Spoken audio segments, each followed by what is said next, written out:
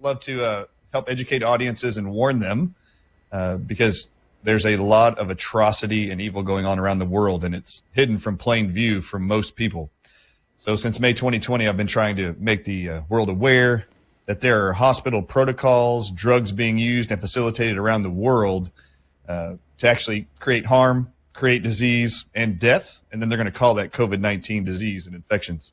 But he walked into a hospital, was diagnosed with the flu.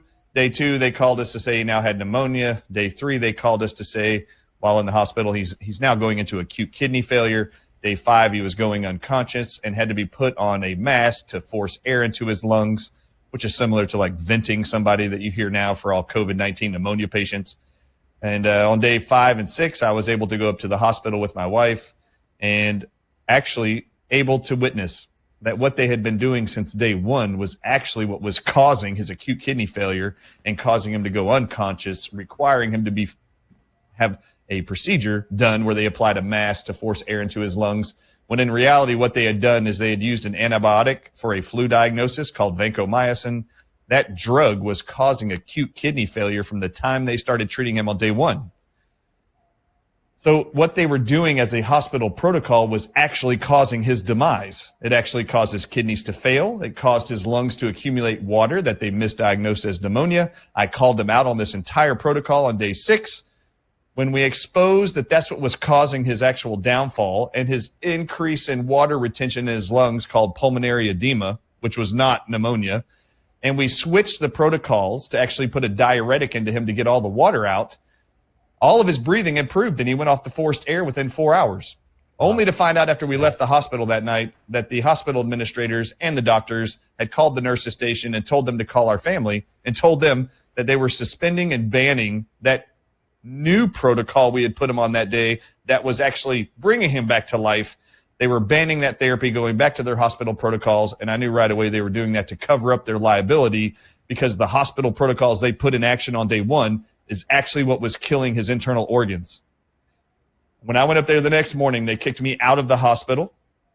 When I brought all this to their attention of what they were doing and their intentions, they kicked me out of the hospital, convinced my wife's family to continue following the hospital protocols, which they did.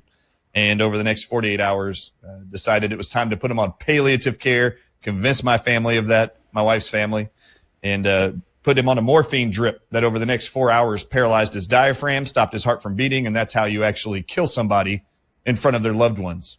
Under the guise or the descriptive therapy that were reducing pain, they call that palliative care, when in fact that's called euthanizing someone and murdering them.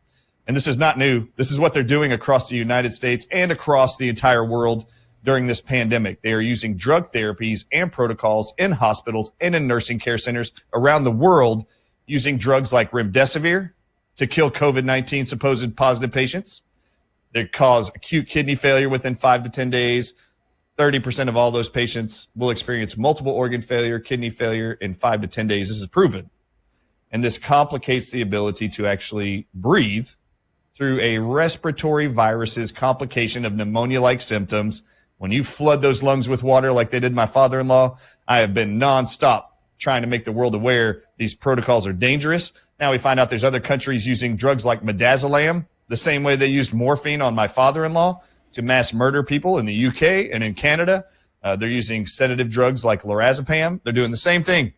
There's an orchestrated attempt to mass murder people in hospitals, nursing care centers, elderly homes, and I have been nonstop in the media to make people aware of these incentivized hospital protocols by our federal health agencies here in the United States. Remdesivir is absolutely dangerous. It was proven dangerous and never safe and effective before this pandemic.